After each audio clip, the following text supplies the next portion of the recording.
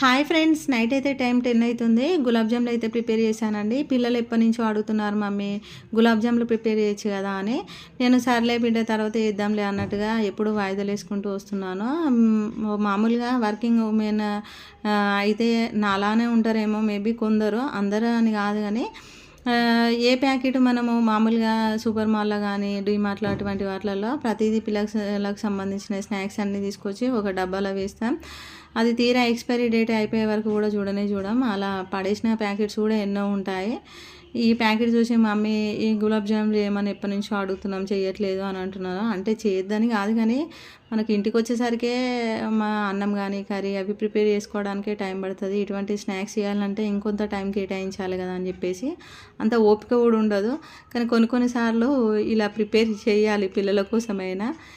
పిల్లల కోసం అని చెప్పేసి నైట్ అయితే ప్రిపేర్ చేశాను. వీడియో నచ్చితే లైక్, షేర్, సబ్స్క్రైబ్.